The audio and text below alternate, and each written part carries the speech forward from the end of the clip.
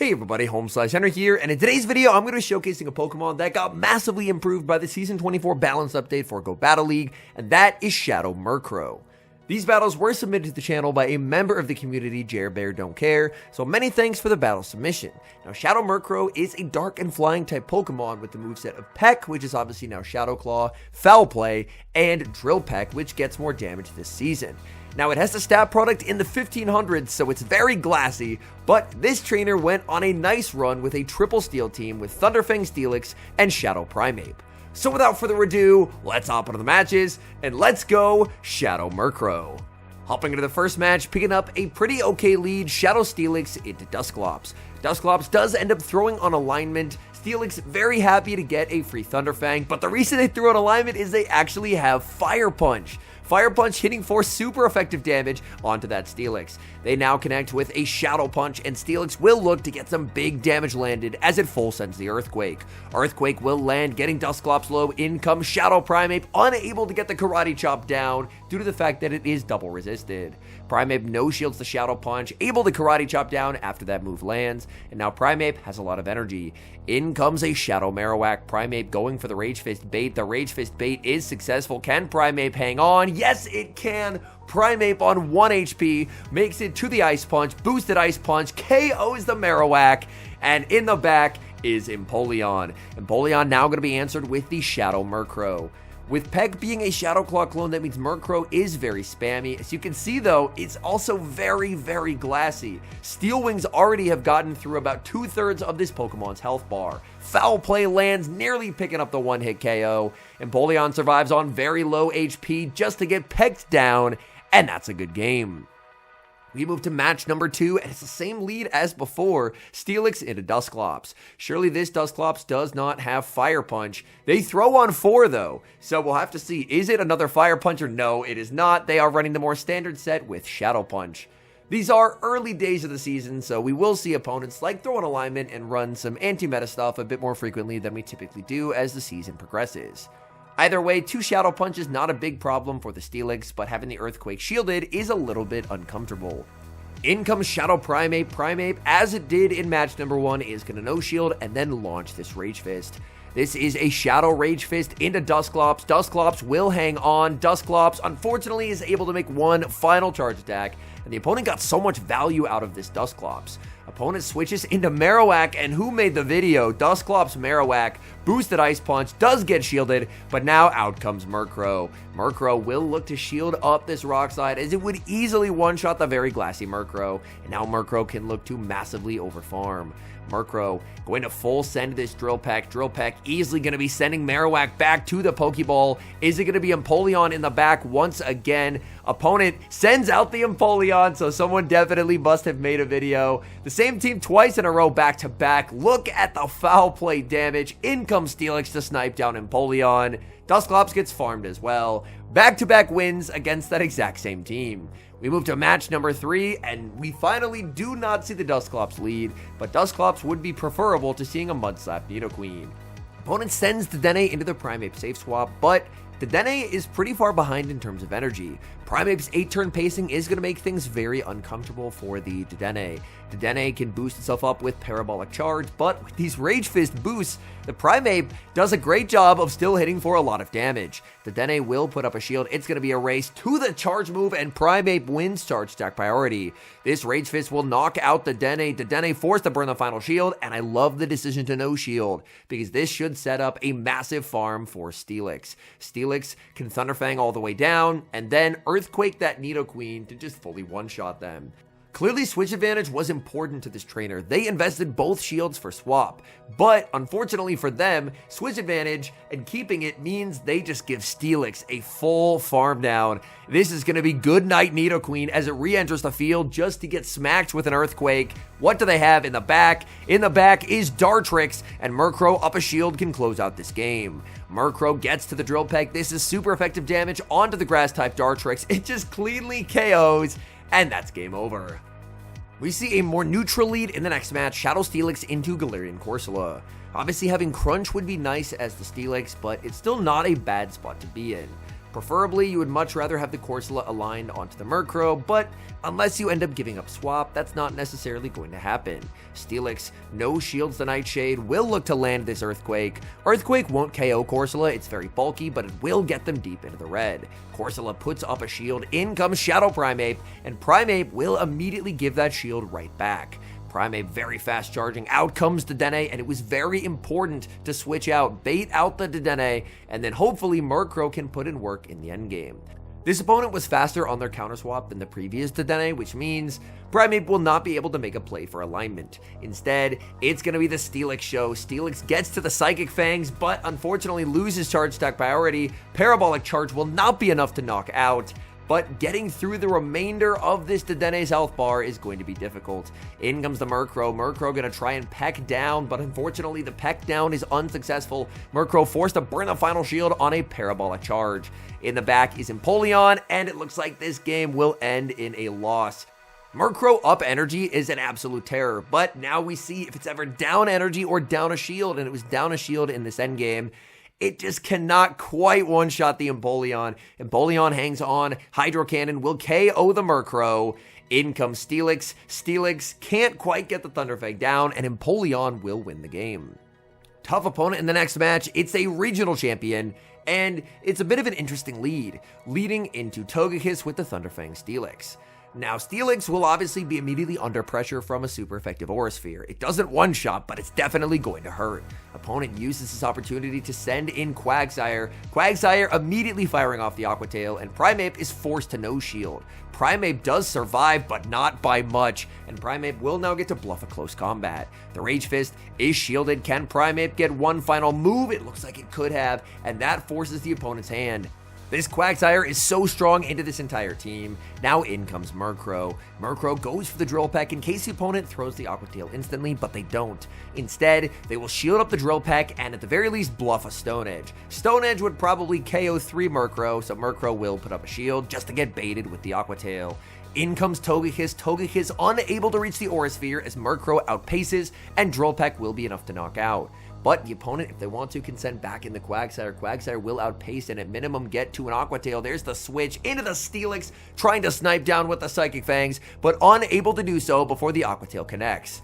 So, at the very least, Quagsire is finally gone, but Quagsire put in so much work into this entire team. In the back is Jirachi. Steelix will farm up, trying to get to the Earthquake, and getting to the Earthquake. The opponent needed to throw sooner, but they might not have assumed it was on Earthquake. But Earthquake lands, down goes Jirachi, and that's going to be a win. Shadow Steelix into Corviknight. Thunderfang will hit for super effective damage, but obviously Steelix's charge moves are going to be resisted. Steelix banks a move, safe switches into Quagsire. Quagsire answered with Murkrow. Let's see if Murkrow instead of Primeape will be a more convincing answer to the Quag. Oh my goodness, look at that Drill Peck. Drill Peck lands, Murkrow puts up the shield, it's the Stone Edge, and that's so nice. Had they gone for the Aqua Tail, I think they may have made it to a second one, but they didn't. Unfortunately, the happiness is short-lived as in comes Dedenne. Dedenne is a complete wall to the moves from Murkrow, but Murkrow's still able to grab a shield. People don't really know what Murkrow has, so the threat of Murkrow's attack stat is enough to grab a shield.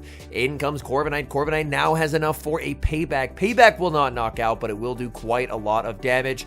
And now that they've wasted energy, in comes Primeape. Primeape is Shadow, which means that even an Air Cutter, not the strongest of moves, is still quite threatening.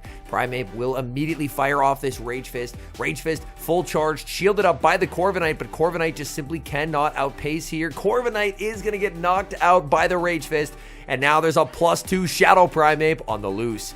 Back in comes Dedenne. Dedenne does not have the energy to outpace Primeape. They have no defense boost. This is a +2 Rage Fist. That's going to connect. Down goes Dedenne, and that's a good game. Hopping into the next match, Steelix versus Dragonite. Dragonite now has improved pacing, usually going to be running a combination of Thunder Punch and Superpower. I guess they could opt for Dragon Claw as a nuke though. Save switch Empoleon answered with Primeape. Primeape will have to go down a shield, as Drill Peck would easily knock out the very glassy Primeape. But Primeape should be able to get shields back from the Dragonite, as the threat of a boosted Ice Punch should be pulling the shield. So Primeape will build up to the boosted Ice Punch, gonna bait with the Rage Fist. Rage Fist bait is successful. Can Primeape get to another move? Yes, it can.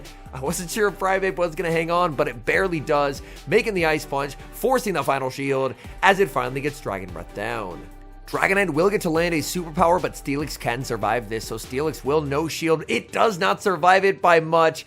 Unfortunately for the opponent, in the back is going to be Venusaur, and Venusaur is going to have a very bad day going up against Murkrow. Venusaur obviously does have Sludge this season. With Sludge, that means that Venusaur suddenly has a lot better pacing. Drill Peck lands, picking up the KO. In comes Dragonite. Oh no, Dragonite outpaces. They get the Thunder Punch one turn before the Drill Peck. That picks up the knockout. Steelix makes the Psychic Fangs, needing it to be enough to KO the Dragonite. Dragonite does get knocked out. Things got a little bit scary there. Dragonite's coverage is incredibly cool, but luckily the game still ends in a win. Dream Lead in the next match, Steelix into Dedenne. They save switch into Corviknight, and this team does not have a clear answer to a Corviknight save swap, but a potential payback catch on a Murkrow would be pretty sick, and that's exactly what happens, but that still does half of Murkrow's health bar. Murkrow has the damage, but my goodness, is it frail. Murkrow launches a foul play, but Corviknight is very bulky, hangs on fractional HP to grab a shield with Air Cutter. Corviknight will get farmed down. Back in comes Dedenne. Dedenne never going to be shielding anything from this Murkrow. Murkrow has a massive attack stat, but that Drill Peck will do some pretty significant damage. Final Pokemon is revealed to be Annihilape, and things could get tricky as these counters do a lot of damage to Primeape. Primeape will go for the Rage Fist. Annihilape going to be putting up a shield. The one good thing about this endgame is there's a lot of energy available on the Steelix. Steelix, if you remember, ended up catching a move onto the Murkrow and banked a lot of energy. So even though Primeape is not going to get to a third move, Steelix will be the one to actually land damage. Steelix Psychic Fangs will connect. That's going to be getting Annihilape very low. Annihilape now gets to return the favor. Rage Fist lands, Steelix survives, but Steelix has just lost too much of its health bar. There's still a half health Dedenne in the back. The Primeape has no energy, which means once Dedenne farms down, it's game over. In comes the Primeape. This will be massive overkill. They even go for the play rough, say it ain't so. An unfortunate end to that game. We move to the next match, Shadow Steelix versus Gastrodon. That's not a great lead. It's going to be Primeape time. Primeape hits the field, opponent switches out into Carbink, and they have just lost. As Carbink has a terrible matchup into Shadow Primeape. Primeape has such a significant pacing advantage that Primeape will be able to just ramp and should be able to completely flip switch advantage and probably just run away with this game. Primeape even getting to a third Rage Fist now. This is now double boosted, and the opponent starts putting up shields. The Primeape has lost about half its health, but the opponent's going to have a really tough time farming down the remainder of the HP. Primeape will go for a fourth Rage Fist now, +3 in terms of damage. Carbink gets KO'd. They bring back in the Gastrodon. This is, oh my goodness, this is the most neutral damage Karate Chop has ever done. Ice Punch will be shielded. Gastrodon finally farms down, but they lose a Pokemon and a half. In the back will be a Bullet Seed Cradilly. Cradilly will take so much damage from this Drill Peck. Steelix has virtually no play into a Cradilly Gastrodon core, so the best use of it will be to catch a Rock Tomb that was aimed at the Murkrow. Because now, Steelix can basically use its bulk as a gigantic damage sponge. Steelix may even consider trying to go for an aggressive Thunderfang farm down if it's possible. Opponent, not wanting to let that happen, will go for a Rock Tomb. There's the switch into Gastrodon. Gastrodon will go for the Water Pulse. Water Pulse will inflict a lot of damage. Oh, they're actually on Earth Power still. In comes the Murkrow. Murkrow should be safe in the knowledge that they threw Earth Power, so it's not going to be a Water Pulse unless they're double nuke. That Body Slam damage is absurd. Murkrow gets the double up, and that will be game over, as Drill Peck number 1 will KO the very low health Gastrodon. That Cradilly was already deep into the red, but Murkrow taking no chances, going for Drill Peck number 2 and securing the win. Hopping into the final match, one final time for Murkrow to shine. Shadow Steelix into Altaria. Altaria's Flame Door will be very clutch for them, but they're going to pivot out and send in the Mud Slapper, Nidoqueen. Nidoqueen will fire off a Poison Fang, and Murkrow puts up an early shield. Murkrow is very frail. If a Poison Fang lands, then I imagine Nidoqueen can probably 2-shield through it, even though Mud Slap is double resisted. Drill Peck shielded by the opponent. They throw another Mud Slap, and there's another Drill Peck locked in and ready to go.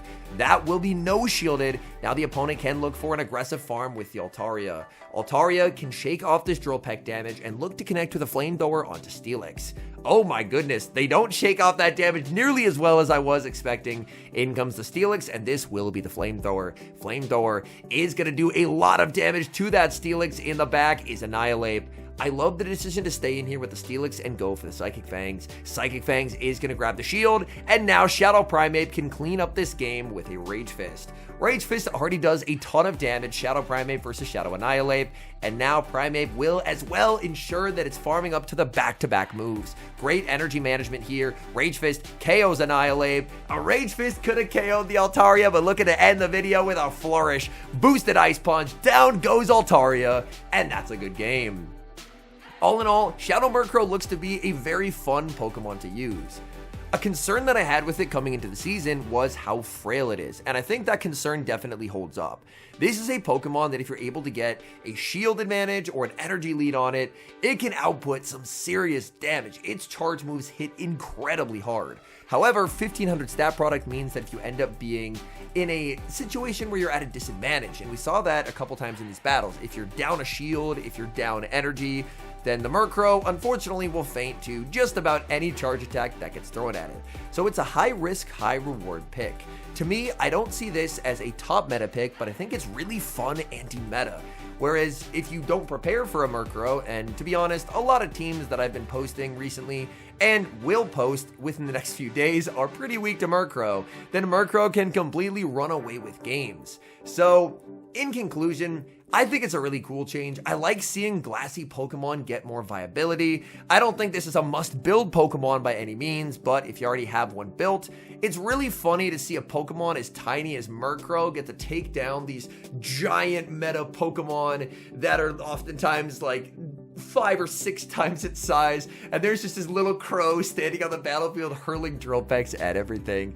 So those are my thoughts. I'm having a lot of fun with this new season. Granted, the meta could shift as time goes on and the meta gets less fun, but right now, I think this is one of the most fun starts to a new season I've ever had. I love the switch timer. I love that it feels like a lot of the new Pokemon have play into each other, which I think is really valuable, so you don't just end up in hopelessly alignment-dependent scenarios.